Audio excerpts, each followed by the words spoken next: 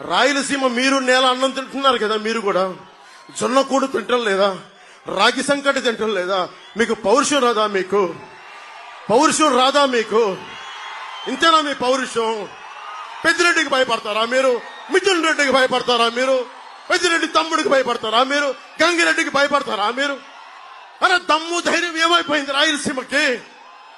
అరే మీరు ఒకటే చేయండి, గొడవలు పెట్టుకోకర్లా, కత్తులు తీయక్కర్లా, కర్రలు తీయక్కర్లా. వచ్చే మనకి ఎన్నికలు వస్తున్నాయి. ఈ ఎన్నికల రోజున కమలం గుర్తుకి రాజంపేట ఎంపీ పార్లమెంట్ అభ్యర్థిగా కిరణ్ కుమార్ రెడ్డికి గుద్దేసేయండి. రైల్వే కోడూర్ అసెంబ్లీ అభ్యర్థిగా జనసేన నుంచి ఆరవ శ్రీధర్ పోటీ చేస్తా ఉన్నారు. వారికి నిలబడండి.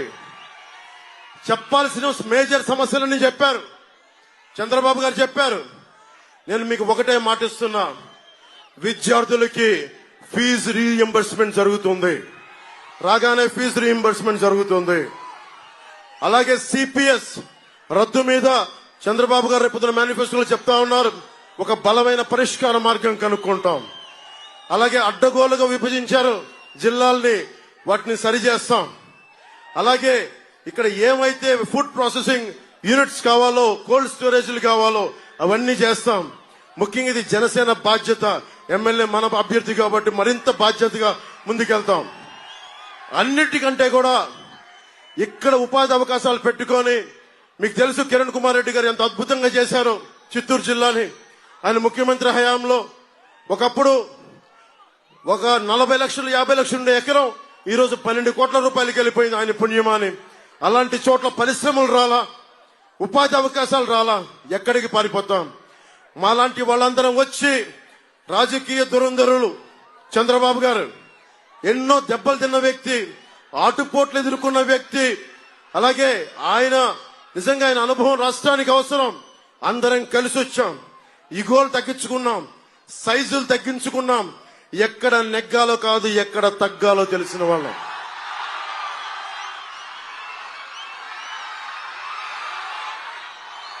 జగన్ ఒకటే మాట్లాడతాడు, అద్భుతం చేశామని. 70,000 మంది పోలీసులు ఈ రోజుకి టీఏలు డిఏలు సరెండర్ లీవ్స్ డబ్బులు ఇవ్వలేదు.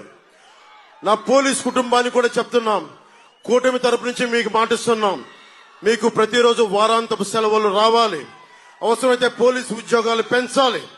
ముఖ్యంగా మీకు 1వ తారీఖుల్లో జీతం రావాలి. నేను చిన్నప్పుడు మా నాన్న ప్రభుత్వ ఉద్యోగిని కాబట్టి టీఏలు డిఏలు ఎంత కీలకమైనో నాకు తెలుసు.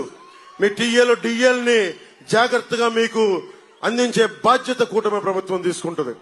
అలాగే ప్రతి ఒక్కరికి ఇది చెప్పాల్సినవన్నీ పెద్దలందరూ చెప్పారు.